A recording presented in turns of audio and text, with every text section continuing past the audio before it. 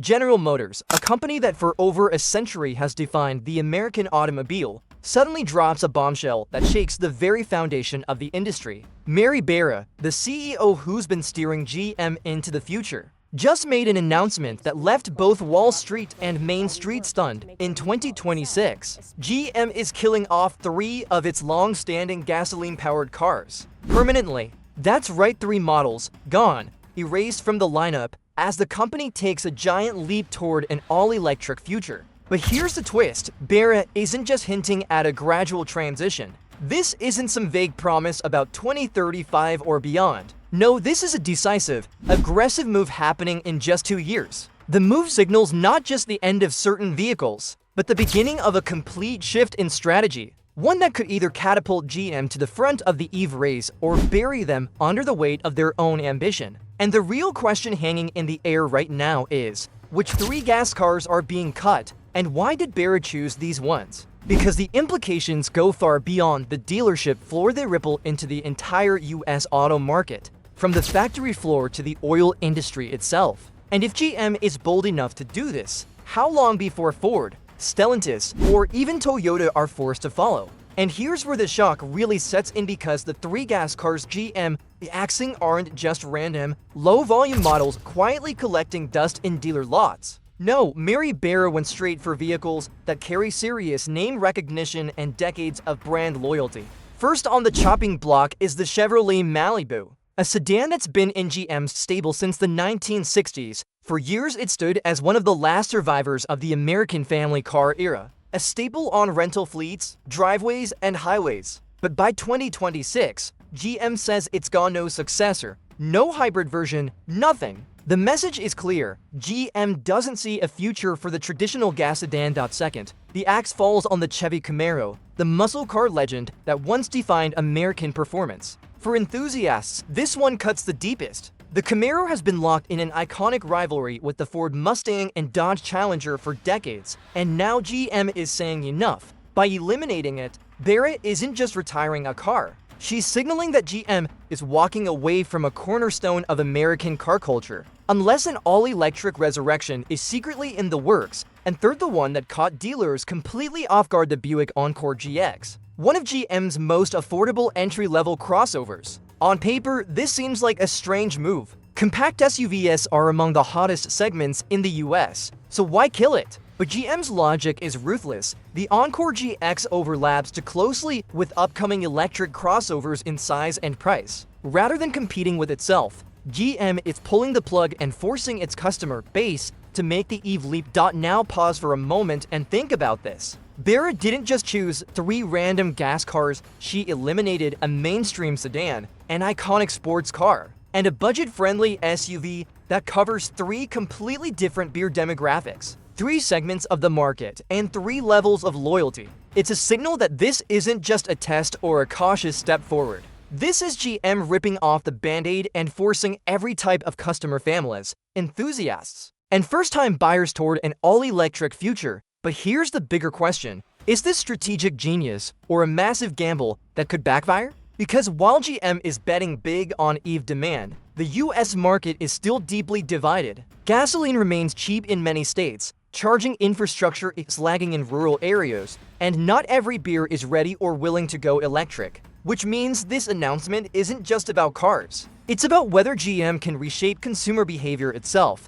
Dealers are the first to feel the tremors from Mary Barra's bombshell. For decades, they've relied on gas-powered workhorses like the Malibu, Camaro, and Encore GX to bring in steady showroom traffic. Suddenly, those bread and butter vehicles are disappearing, and with them, entire customer bases. Think about the Malibu, a car often sold in bulk to rental agencies and fleet buyers. That's not just a retail loss, that's a volume loss, the kind that keeps factories humming and dealerships afloat. Without it, dealers are scrambling to figure out how they'll replace those gone. Then there's the competitive fallout. Over at Ford headquarters, the pressure just ratcheted up several notches. Ford has doubled down on its hybrid strategy with the F-150 and the Mustang Mach-E, trying to straddle both worlds. But with GM drawing a hard line in 2026, Ford now faces a brutal choice: stick with hybrids and risk being seen as behind the curve, or accelerate its EV timeline and risk alienating loyal gas customers. And don't forget Stellantis, the company behind Dodge, Jeep, and Ram. They've leaned heavily on muscle cars and big trucks, the very vehicles most vulnerable to electrification mandates. With the Camaro gone, what happens to Dodge's Challenger and Charger? Suddenly, Stellantis looks cornered, forced to either electrify faster than planned or risk losing relevance in a market that's being reshaped in real time. But the ripple effects don't stop at automakers. The oil industry, yes, the same multi-billion-dollar giant that's banked on America's love affair with gasoline, just got another wake-up call. GM is sending a message that the demand for gas isn't going to taper off slowly, it's going to fall off a cliff in certain sectors. Every Malibu replaced by an Equinox EV, every Camaro swapped for an electric performance car, every Encore GX beer nudged into a plug-in crossover, that's fewer gallons pumped, fewer oil changes, fewer tailpipe emissions. It's a domino effect that stretches from refineries to service stations. And here's the kicker: if GM is willing to rip 3 cars out of its portfolio this fast, oil execs know it's only a matter of time before trucks and SUVs, those fuel-hungry cash cows, start facing the chopping block. To dot the result, we're staring at a chain reaction. Dealers are bracing for a painful transition, rival automakers are being forced into riskier strategies, and the oil industry is realizing its timeline is collapsing faster than expected. All of this because Mary Barra chose to rip the band-aid off in 2026 instead of dragging it out for another decade. For consumers, the reactions couldn't be more divided, and that's where this story takes on a whole new level of drama. On one side, you've got the early adopters, the EV enthusiasts who have been waiting for a legacy automaker like GM to finally take the plunge. To them, Mary Barra's announcement is a victory. They see the death of the Malibu, Camaro, and Encore GX as proof that GM is serious about leading the electric revolution instead of just playing catch-up to Tesla,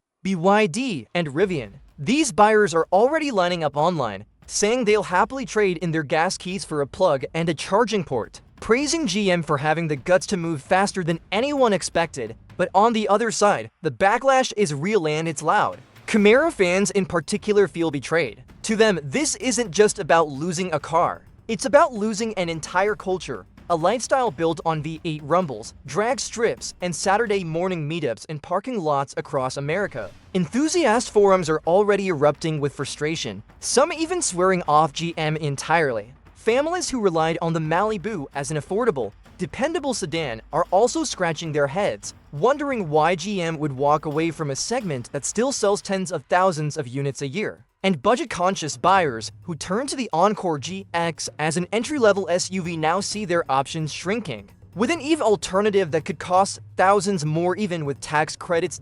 It's not just emotions either. There's a very practical side to this backlash. Many consumers simply aren't ready for EVs, whether because of price, range anxiety, or lack of charging infrastructure where they live. Rural buyers in particular are furious. Imagine living in a small town where the nearest fast charger is 40 miles away, and suddenly the gas-powered models you've relied on are being killed off. To these drivers, GM isn't leading the future, it's abandoning them. This split reaction is what makes Barra's decision so risky. If GM nails the transition, if their EVs are priced right, deliver real-world range, and prove reliable, they could win over millions and cement themselves as the leader of the new automotive era. But if they stumble, if charging infrastructure lags, if recalls strike, if prices stay out of reach, they risk alienating not just a few niche buyers, but entire demographics that have powered GM sales for decades. And here's the suspenseful part: GM knows all of this. Barra isn't blind to the risks. Which raises the question, why do it now, and why in such a dramatic way? And here's where the real game begins, because Mary Barra's announcement wasn't just about cars, it was about power, politics,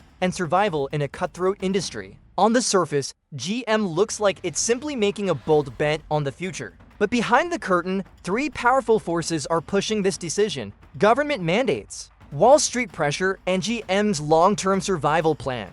First, the government factor. Washington, D.C. has made no secret of its ambitions. By 2030, the Biden administration wants half of all new cars sold in the US to be electric. California and several other states are going even further, setting hard deadlines for the end of gas car sales. GM can read the writing on the wall. By axing the Malibu, Camaro, and Encore GX in 2026, Barra isn't just being bold, she's getting ahead of regulations that will force every automaker's hand sooner or later. In fact, GM is essentially telling lawmakers, we're already aligned with your green agenda. Keep the subsidies flowing and make sure we're the first in line for EV incentives. This isn't just strategy, it's survival politics. Then comes Wall Street. Investors have been hammering legacy automakers for years, punishing them for being too slow while rewarding startups like Rivian, Lucid, and especially Tesla with sky-high valuations. GM knows it can't keep selling the same old gas cars and expect investors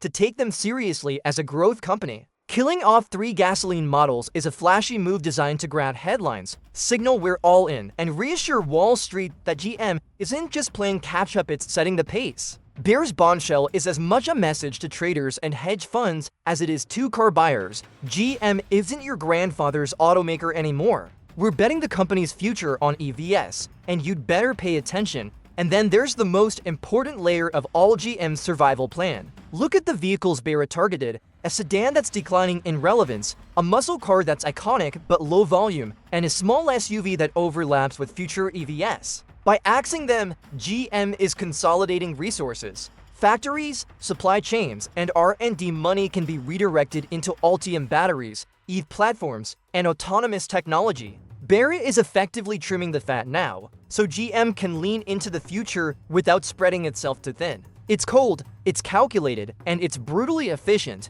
But here's the chilling truth. This strategy isn't guaranteed to work. If EV adoption stalls, if battery prices don't drop fast enough, or if consumers reject the forced transition, GM could find itself caught in no man's land, having burned the bridge back to gasoline without fully securing the road forward to electrification. It's the kind of high-stakes gamble that either cements GM's dominance for the next decade or triggers the company's worst crisis since its bankruptcy in 2009. And all of this circles back to Mary Barra herself. She's not just making product decisions, she's making legacy decisions. History will remember her as either the CEO who dragged GM into the electric age and saved it, or the one who bet everything too early and left the company exposed. Now imagine this announcement not as an isolated GM gamble, but as the first domino in a chain reaction. Because history shows us that once one automaker takes a radical step, the rest don't sit still for long. If GM is killing off 3 gasoline cars in 2026 to go all in on EVs, Ford, Stellantis, Toyota, Honda, they can't afford to watch from the sidelines. They'll be forced to respond, and that's where the long-term ripple effects could completely transform America.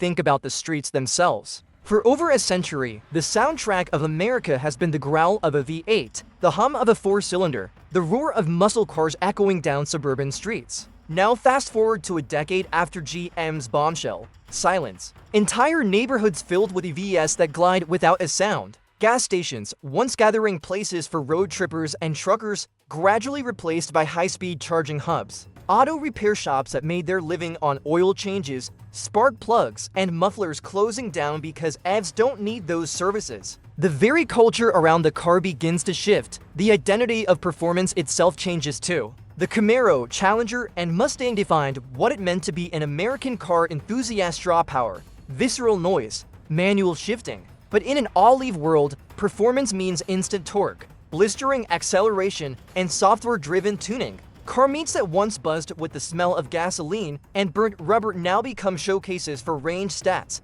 battery swaps, and over-the-air software hacks. The car hobby doesn't die, it mutates. But for millions of old-school drivers, it will feel like something deeply American has been lost. Economically, the ripple is even bigger. If every automaker follows GM's lead, oil demand in the US could plummet faster than analysts ever predicted. Entire regions that rely on oil jobs, from Texas to North Dakota, would face an identity crisis of their own. Meanwhile, lithium mines, battery plants, and chip factories become the new backbone of American industry. The Midwest, once the land of smokestacks and steel, could be reborn as the land of clean energy and advanced tech. It's a revolution on wheels, reshaping not just what we drive, but how America works.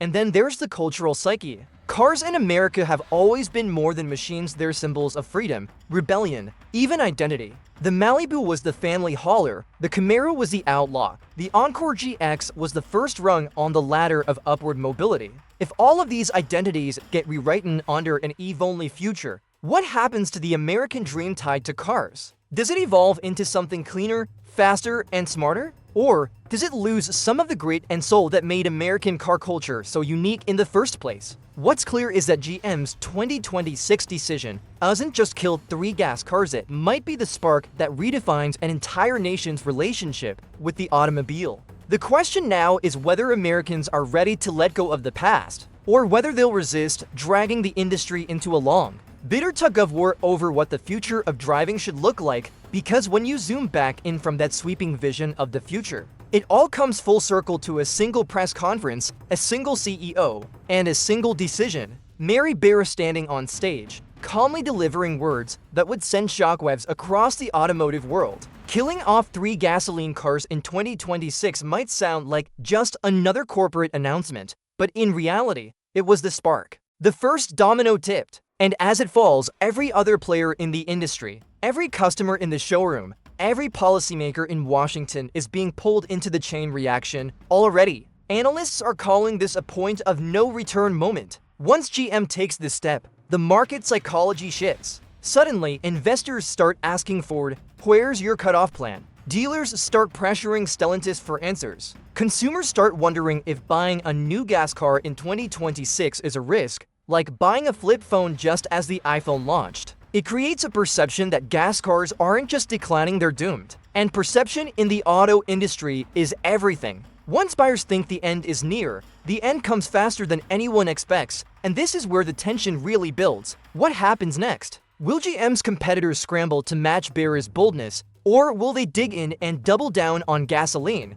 hoping GM move too fast? Will the government step in with even more aggressive mandates, emboldened by GM's announcement, or will they face backlash from states and voters who feel left behind? Will consumers embrace the change, reshaping car culture into something new, or will there be an underground rebellion of die-hard gas loyalists clinging to the past with even more passion? All of those threads trace back to this moment in 2026, and the crazy part? Barra knows this. She knows she's not just leading a company, she's setting the tone for an entire era of transportation, which means every decision she makes from here on out, every vehicle GM launches, every battery plant it builds, will carry the weight of history. Because if this gamble pays off, Mary Barra won't just be remembered as the CEO of General Motors. She'll be remembered as the leader who rewrote what it means to drive in America, and yet, there's still one giant unknown hanging over everything. What happens if the American people simply aren't ready? Because here's the nightmare scenario Mary Barra's team can't ignore. What if the American public digs in its heels and refuses to play along? Picture it, 2026 rolls around. The Malibu disappears from dealership lots, the Camaro is gone, the Encore GX quietly vanishes, and GM floods showrooms with sleek new EVs. But instead of celebrating, customers walk away. Some head straight to Toyota, where hybrids still dominate. Others run to Ford, clinging to their F-150 hybrids and EcoBoost Mustangs. Suddenly, GM isn't leading the market, it's bleeding customers. This kind of pushback could get ugly fast. Dealers, already uneasy about losing their reliable gas sellers, could revolt. Remember, dealers are independent businesses, not corporate employees. If they can't move EV inventory, if charging complaints pile up, if financing dries up for higher-priced electric models, they're going to raise hell. We could see lawsuits, boycotts, and intense political lobbying from dealer associations trying to slow down the EV mandate momentum. And in states heavily dependent on oil and gas, governors could weaponize consumer anger to fight back against federal and corporate electrification pushes.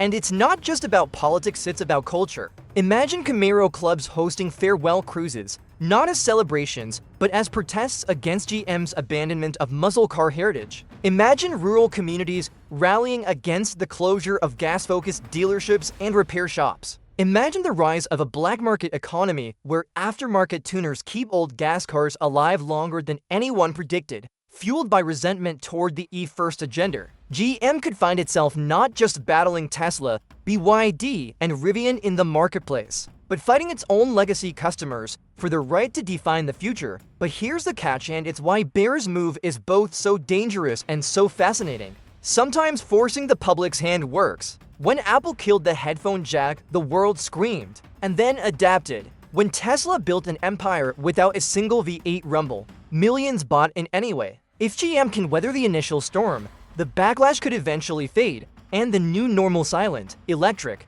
software-driven cars could take over faster than anyone predicted. The gamble, though, is whether GM can survive that storm long enough. And so the suspense builds, because the next few years aren't just about launching EVs, they're about reshaping hearts and minds. GM isn't just selling cars anymore. It's trying to sell an entirely new definition of what it means to drive. And that battle against tradition, culture, and resistance might be the hardest one yet. Which means the million-dollar question is, how does GM win over the skeptics before the storm swallows them whole? Mary Barra and her team know that you can't just pull the plug on 3 beloved gas models and expect the public to blindly follow.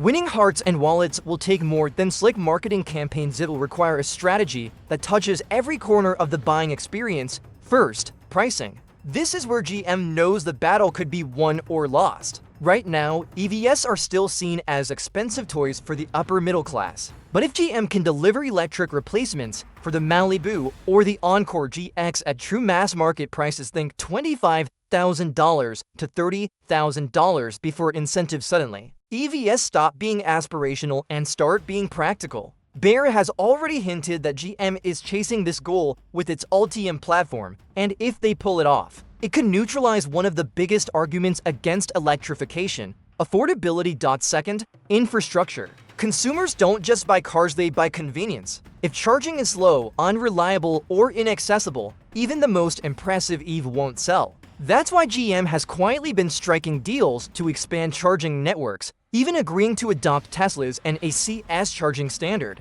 Imagine a world where every GM EV owner has near-universal access to fast chargers across the country. If GM can make charging as normal as filling up at a gas station, one of the largest psychological barriers instantly vanishes. Third, performance and tech. This is where GM can flip the script on nostalgia. The Camaro may be dead in its gas form, but what if its electric successor delivers 0 to 60 times that make Hellcats look like bicycles? What if the new wave of GM EVs comes loaded with cutting-edge software, AI-driven driver assists, and connected features that make them feel less like cars and more like smartphones on wheels? For a generation raised on iPhones and TikTok, the thrill might not come from a roaring V8, it might come from instant torque and software updates that unlock new features overnight. And finally, storytelling. GM knows that killing icons like the Malibu and Camaro is cultural dynamite. But here's the twist: they can use the dynamite to build a new mythology. Just as the original Camaro symbolized rebellion in the late 1960s,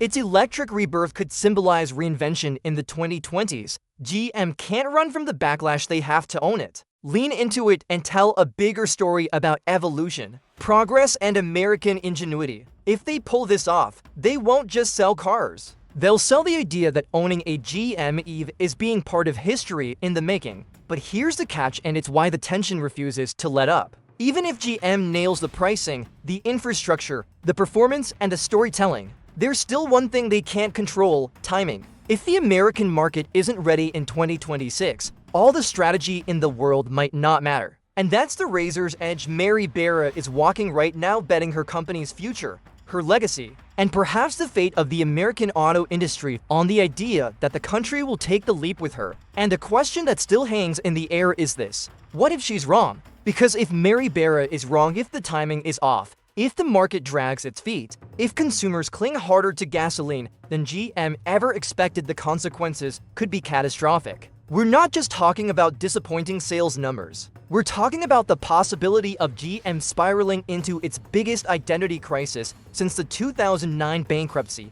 Picture it: billions poured into Ultium battery plants, retooled factories, and shiny new EV models, all sitting on dealer lots unsold. Inventory piles up, incentives skyrocket, and margins collapse. Wall Street, once thrilled by GM's bold gamble, turns on the company in an instant, hammering its stock price as investors flee to safer baits like Toyota's hybrids or Tesla's already proven EV ecosystem. Suddenly, instead of leading the revolution, GM looks like the poster child of overreach, and that's just the financial side. The cultural fallout could be even worse. Think about the Camaro faithful, the Malibu families, the Encore GX first-time buyers, entire groups of loyal customers suddenly pushed away. If those buyers defect to Ford, Hyundai, Toyota, or even startups like Rivian, GM risks losing not just a sale, but a generation of trust. Once lost, that trust doesn't come back easily. Just ask Chrysler in the 1980s or Pontiac fans who still haven't forgiven GM for axing the brand. Then there's the political storm. Imagine red state governors, already skeptical of EV mandates, using GM's failure as proof that the American people don't want electric cars suddenly. Barra's gamble isn't just a business misstep, it becomes fuel for a nationwide debate, pulling GM into the center of a culture war over what Americans should be driving. The company that once defined the middle-of-the-road family car, it finds itself branded as out of touch with the very people it's trying to sell to. And the irony? If this gamble fails, GM might be forced to do the unthinkable, try to bring bad gasoline models it just killed off.